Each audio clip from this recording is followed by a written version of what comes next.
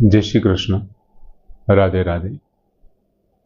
मित्रों, अर्जुने भगवान कृष्ण ने प्रश्न पूछा कि एमनी कई गति थाय छे अने पछी एमना मननी अंदर जे शंकाओ हती के एवुं तो नथी ने के उभयः भ्रष्टः, बंने बाजुथी भ्रष्ट थयेला छिन्न आभ्रम इव न नश्यति, छिन्न भिन्न थयेला वादळनी माफक ते नष्ट तो नथी थई जतो ने, नष्ट तो नहीं पामतो ने।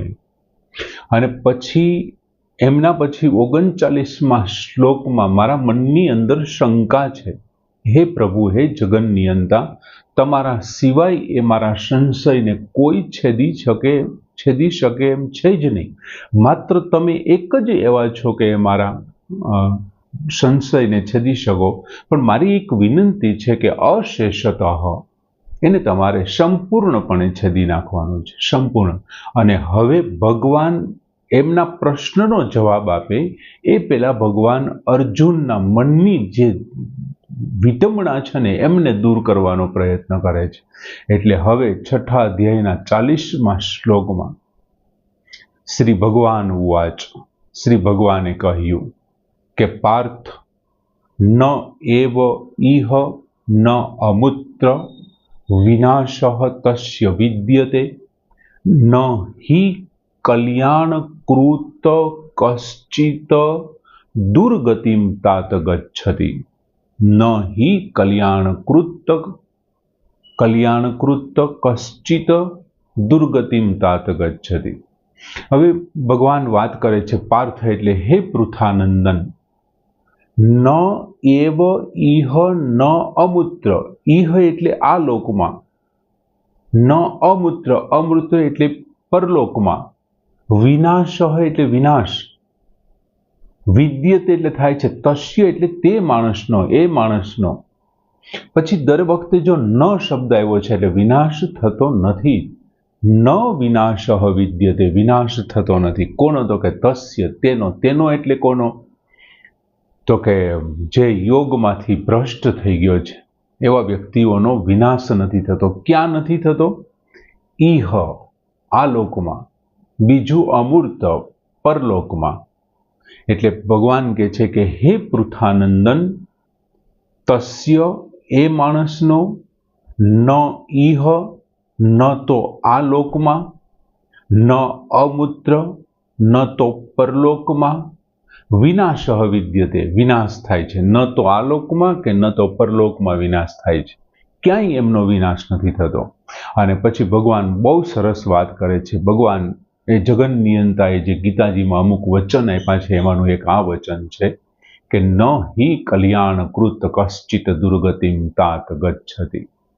હિ કેમ કે, કારણ કે, તાત એટલે હે વાહલા, અર્જુનને વાહલા કહીને સંબોધિત કરે છે।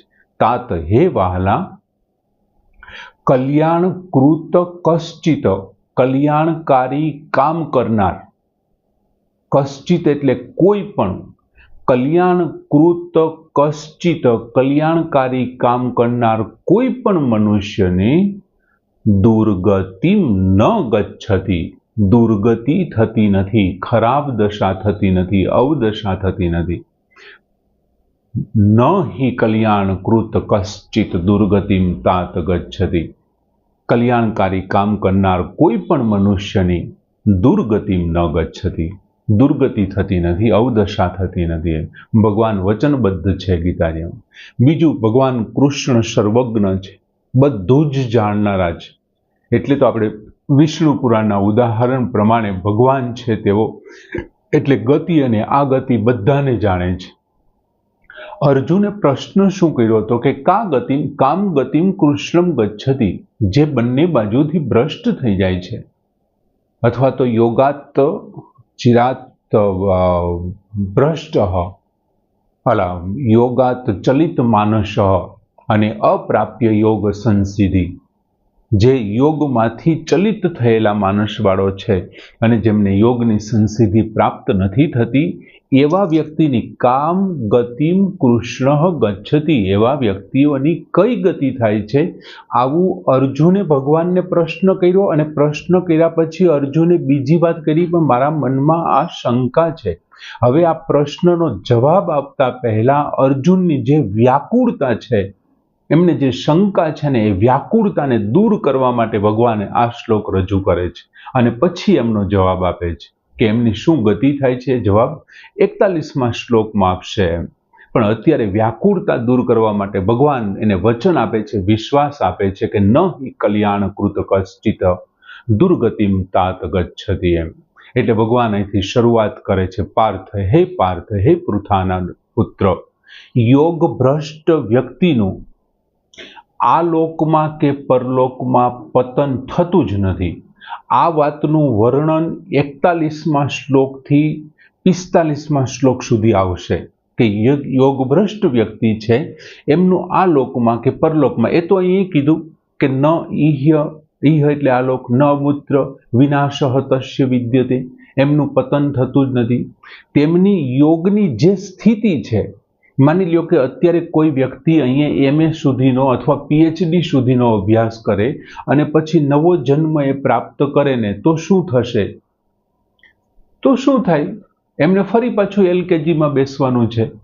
જ્યારે અહીંયા કોઈ વ્યક્તિ યોગની અંદર ખૂબ આગળ વધી ગયો છે, છેક ક્યારે પાછો પડ્યો? અંતકાલે, અંતિમ સમયે શું થયું? તો કે યોગાત ચલિત માનસઃ, એમનું યોગમાંથી માનસ, એમનું મન છે ને ચલિત થઈ ગયું. તો ત્યાં સુધીનું એમણે પ્રાપ્ત કરી લીધી હતી યોગની સ્થિતિએ, જે સ્થિતિએ પહોંચી ગયો હતો જ્યાં સુધી, ત્યાંથી હવે નીચે નથી પડતો. એ જ્યાં સુધી પહોંચી ગયો છે ને ત્યાંથી એ નીચે નથી પડતો, એ ત્યાંની ત્યાં રહે છે. હવે તેની પાસે જે મૂડી છે, અધ્યાત્મ મૂડી એમણે જે એકત્રિત કરી છે, સંસાર પ્રત્યેની એમણે જે છોડી દેવાની એમની અંદર જે ભાવના છે, આવનારા બધા જ ભગવત પ્રાપ્તિના જે બધા દુઃખને સહન કરવાની જે તાકાત, આ જે એમની મૂડી એમની પાસે છે ને, એમાં કોઈ પ્રકારનો ફેરફાર નહીં થાય, એ નષ્ટ નહીં થાય. એમનો ઉદ્દેશ શું હતો? પરમાત્માને પ્રાપ્ત કરવાનો એનો ઉદ્દેશ હતો. તો એમના ઉદ્દેશમાંથી પણ એ ચલિત નહીં થાય કે ભાઈ છેલ્લી ઘડીએ મને પરમાત્મા પ્રાપ્ત ન થયા તો હવે મારે પરમાત્માને પ્રાપ્ત નથી કરવા. ના, એવું નથી. એ આ લોકમાં પાછો આવે, કદાચ કોઈ પણ રૂપમાં પાછો આવે, એવું જરૂરી નથી કે મનુષ્ય યોનિમાં પાછો આવે.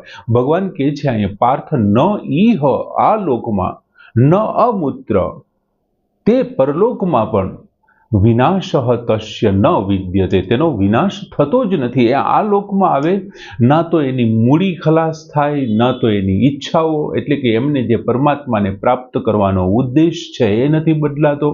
એ જે સ્થિતિ, જે લેવલ સુધી પહોંચી ગયો છે ને, એ લેવલ પણ એ ગુમાવતો નથી. આમનું ઉદાહરણ શ્રીમદ ભગવતના 5મા સ્કંધના 7મા અને 8મા અધ્યાયમાં ભરત મુનિની એક બહુ સારી કથા આવે છે. ભરત મુનિ જંગલમાં પોતે બેસી અને બહુ એકદમ ઉદાસીન જીવન જીવે છે. એકાદ વખત એમના આશ્રમમાં કોઈ એક હરણબાળ ચડી આવે છે અને હરણબાળ પ્રત્યેના પ્રેમને કારણે, હરણના બચ્ચાને લીધે અંતિમ સમયે પરમાત્મામાંથી એમનું ધ્યાન છે ને બેધ્યાન થાય છે. પરમાત્માના વિચારમાંથી હરણના બચ્ચામાં એમનું ધ્યાન જાય છે. અંતિમ સમયે યોગાત ચલિત માનસઃ, એમને કારણે શું થાય છે? અપ્રાપ્ય યોગ સંસિદ્ધિ, એમને કારણે ભરત મુનિને પરમાત્મા પ્રાપ્ત નથી થતા અને એ ભરત મુનિ કેવા થયા? યોગ ભ્રષ્ટ થયા. એ નિયમ પ્રમાણે શું થયા? યોગ ભ્રષ્ટ થયા. તો હવે શું કરવાનું? એ યોગ ભ્રષ્ટ થયા તો હવે એમનો પુનર્જન્મ થાય છે અને એ હરણની યોનિમાં જન્મ લે છે અને એક હરણના બચ્ચા તરીકે એના માતાની સાથે નિવાસ નથી કરતા, એના માતાને પણ એ છોડી દે છે. શું કામ છોડી દે છે? કેમ કે અહીંયા એમણે સંસારને છોડી દીધો હતો, એટલે એમની જે સ્થિતિ હતી સંસાર પ્રત્યેની, એ ભરત મુનિને પુનર્જન્મની યાદ તાજી હતી. એ લીલા અને સૂકા પર્ણ ખાવાનું પણ છોડી દે છે. આમ એમની જે સ્થિતિ, સંસાર પ્રત્યેનો લગાવ અને પરમાત્માને પ્રાપ્ત કરવાનો એમનો જે ઉદ્દેશ હતો ને, એ ત્યાંને ત્યાં સાથે રહે છે.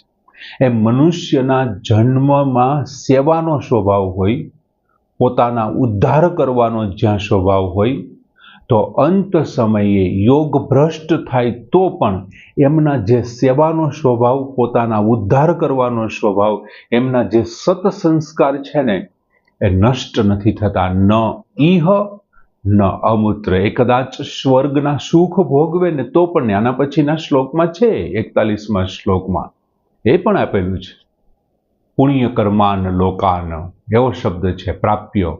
પુણ્યશાળીઓના લોકને પ્રાપ્ત કરે છે. અને પુણ્યશાળીઓનો લોક એટલે કયો તો કે સ્વર્ગલોક. અને ત્યાંય પછી થોડું ઘણું નહીં હો, શાશ્વતી સમાહા, અનંત વર્ષો સુધી યાર ને સ્વર્ગમાં રહીએ છે. પણ એમ છતાં એનો તો સ્વભાવ કેવો છે, સુખ ભોગવવાનો સ્વભાવ જ નથી, તો એને સ્વર્ગના સુખથી શું મતલબ થશે? બીજું મિત્રો, આપણે ઘણી વખત, મેં હમણાં થોડા સમય પહેલા, લગભગ 2.5-3 મહિના પહેલા એક વિડીયો મને મારા મિત્રએ શેર કર્યો હતો. ગામને ભાગોળે કોઈ એક મંદિર છે અને એ મંદિરમાં જેવાય ઝાલર વાગવાની ચાલુ થાય, સાંજની આરતીનો સમય થાય, ત્યારે ગામમાંથી એક બળદ દોડતો દોડતો આવે અને મંદિરના પગથિયા ચડીને એના ટેરેસ ઉપર ઊભો રહીએ, ભગવાનની સામે મંત્ર મુગ્ધ થઈને ઊભો હોય છે. આપણે ઘણી જગ્યાએ, ઘણા આશ્રમોમાં એવું જોયું છે કે આરતી ચાલુ થાય ને એટલે કૂતરા ક્યાંકથી આવે, ભસવાનું ચાલુ કરે અને એમને ઊભા હોય. કોઈ એક વિસાવદર તાલુકાનું એક ગામડું, એક્ઝેક્ટ નામ મને ખબર નથી, પણ ત્યાં કોઈ એક શિયાળ, અવાવરૂ જગ્યાએ એક જગ્યા મંદિર છે, ત્યાં એક શિયાળ આવે છે અને આરતી વખતે ભોંકે છે. એક એવું મંદિરમાં ધ્વજા ઉપર કપી મહારાજ બિરાજે છે યાર, એવું પણ મેં સાંભળ્યું છે. અલગ અલગ બધી જગ્યાએ નોખું નોખું. આ બધું શું બતાવે છે? આ એ જ છે કે ન એ વહી, એમને યાદ હોય છે પુનર્જન્મ વખતની, એમની જે યાદ છે ને એમને તાજી રાખે છે. એટલે એમની જે સ્થિતિ, એમના જે સત્સંસ્કારો છે એમને ભૂલતા નથી, કોઈ પણ યોનિમાં હોય. હવે પછી શું કહે છે કે ન હિ કલ્યાણ કર્તુમ કશ્ચિત દુર્ગતિમ તાત ગચ્છતિ. હવે અહીં બે નામ વપરાણા. પહેલામાં પાર્થ નામ વપરાણું, પહેલી પંક્તિમાં પાર્થ શબ્દનો ઉલ્લેખ કર્યો, અને ભગવાન કૃષ્ણ અને અર્જુનનું સૌથી જો ગમતું કોઈ પ્રિય નામ હોય ને તો એ પાર્થ છે. અને અહીં બીજો શબ્દ વાપરો અર્જુન માટે, તાત શબ્દ વાપરો. તાત એટલે વહાલા, વહાલ સોયું નામ છે. કોઈને બહુ પ્રેમ ઉપજી જાય ને ત્યારે આપણે તાત શબ્દથી એમને બોલાવીએ છીએ, અને ખૂબ વહાલ સોયું. હવે બીજું, ગીતાજીમાં માત્ર એક જ વખત વપરાયેલો આ શબ્દ છે તાત. એક જ વખત એમને આ સંબોધન તરીકે ગીતાજીમાં આવે છે. હવે અહીં આ લીટીમાં ભગવાન શું કહે છે આ પંક્તિમાં, તો કે અહીં જેટલા ભગવત પ્રાપ્તિના સાધકો છે, જે સાધના કરી રહ્યા છે ઈશ્વરને પ્રાપ્ત કરવા અને બહુ સારું જે જીવન જીવી રહ્યા છે ને, એમણે ભગવાને અહીં એવા લોકોને આશ્વાસન આપ્યું છે કે આવા લોકોની ક્યારેય દુર્ગતિ નથી થતી. એમ ગમે તે માર્ગ અપનાવે, તે ધ્યાન માર્ગ અપનાવે, કર્મયોગ અપનાવે, જ્ઞાન યોગ અપનાવે, ભક્તિ યોગ, કોઈ પણ માર્ગ કેમ નથી અપનાવતા, એમની દુર્ગતિ થતી જ નથી. ભગવાન વચનબદ્ધ છે, ન હિ કલ્યાણ કૃત કશ્ચિત દુર્ગતિમ તાત ગચ્છતિ. કોઈની દુર્ગતિ થતી જ નથી. કેમ કે તેવા મનુષ્યએ શું કર્યું છે, મનુષ્ય તરીકેનો એમનો જે ઉદ્દેશ્ય છે પોતાનું કલ્યાણ કરવાનો, મનુષ્ય જન્મનો ઉદ્દેશ્ય શું છે, પરમાત્માને પ્રાપ્ત કરવાનો અને પોતાના આત્માનું કલ્યાણ કરવાનો. એ ઉદ્દેશ્ય તો એમણે સિદ્ધ કર્યો છે. એ ઉદ્દેશ્ય સિદ્ધ કરવા માટે પ્રયત્નશીલ છે. એટલે એવા લોકોની દુર્ગતિ તો થાય જ નહીં, કેમ કે મનુષ્ય જન્મ તરીકે, મનુષ્ય યોનિનો શ્રેષ્ઠ ઉદ્દેશ પ્રાપ્ત કરવા માટે તો નીકળો જ. ઘણી વખત એવું બને કે અમુક સંજોગોમાં ભગવાનને એવું લાગે કે મારે આને અમુક સંજોગોમાંથી પસાર કરવો પડે એમ છે, એટલે ત્યારે એમના અભિમાનને દૂર કરવા માટે ભગવાન એવા સંજોગો પેદા કરે છે અને એમના અભિમાનને તોડે છે અને ફરી પાછી એમની જે સંસ્કારો છે એ સંસ્કારો સાથે જોડે છે. શ્રીમદ ભગવત પુરાણમાં ભગવાન કૃષ્ણ ગોપીઓની સાથે રાસલીલા કરતા હોય છે. તેવા સમયે ગોપીઓના મનમાં અભિમાન આવે છે કે કૃષ્ણ માત્ર અમારો જ છે, અમારી સાથે જ રમી શકે, બીજા સાથે નહીં. અને ભગવાન કૃષ્ણ ગોપીઓની વચ્ચેથી અદૃશ્ય થાય છે. એમના પગલાઓની છાપ વધારે ઊંડી દેખાતી, પહેલા 4 પગલાં પછી 2 પગલાં થાય છે. ગોપીઓ વિચારે છે કે કોઈ એક અન્ય સ્ત્રીને કદાચ એમણે પોતાની ઊંચકી લીધી હોય, કેમ કે આ પગલાં પણ હવે ઊંડા પડે છે અને ગોપીઓ વિહવળ બની જાય છે. ભગવાનને પ્રાપ્ત કરવા માટેની એમની ઘેલછા ખૂબ વધી જાય છે. ત્યારે ભગવાન એમના મધ્યમાં ફરી પાછા પ્રગટ થાય છે. ગોપીઓ પૂછે છે ત્યારે કહે છે, હું ક્યાંય દૂર જઈ જ ન શકું, તમારે સાથે જ છું એમ. એટલે આમ ભગવાન પોતે કહે છે કે એવા લોકોની ન હિ કલ્યાણકૃત કશ્ચિત, જે કલ્યાણકારી કામ કરનારો મનુષ્ય છે એવા કોઈ પણ મનુષ્યની ન દુર્ગતિ ગચ્છતિ, તે દુર્ગતિને પામતો જ નથી, મળે જ નહીં. હવે ત્યારે આપણને આમાં બે પાત્રોની કદાચ યાદ તમને આવતી હોય, તમે જો વાંચન કર્યું હોય તો એક અઝામિલ કરીને એક પાત્ર આપણા શાસ્ત્રોમાં થઈ ગયું અને એક બિલ્વમંગલ નામનો એક પાત્ર. એ બંને અઝામિલ છે એ વેશ્યાગામી અને બિલ્વમંગલ પણ પેલી મંગલ મૂર્તિ શું નામ, એ પણ વેશ્યાગામી થઈ ગયા. ત્યારે આપણને પેલી દ્રષ્ટિએ એવું લાગે કે આ બંનેનો તો દુર્ગતિ થઈ, પતન થઈ ગયું, પણ ખરેખર ના, એવું નહીં. છેલ્લે એમનો ઇતિહાસ આપણે જોઈએ છીએ કે અઝામિલનો કેવી રીતથી ઉદ્ધાર થાય છે. અઝામિલ અને આ બિલ્વમંગલનો ત્યાં ગયા અને પછી જે ભગવાને એમનો ઉદ્ધાર કર્યો એ ખરેખર એમના માટે ફાયદાકારક જ હતું. એટલે એમ ઘણી વખત ભગવાન એવા સંજોગો મોકલે કે એમની સ્થિતિને એને રાખવા માટે. બાકી ભગવાન વચનબદ્ધ છે કે ન હિ કલ્યાણ કૃત કશ્ચિત દુર્ગતિમ તાત ગચ્છતિ. બહુ સરસ મજાનો શ્લોક.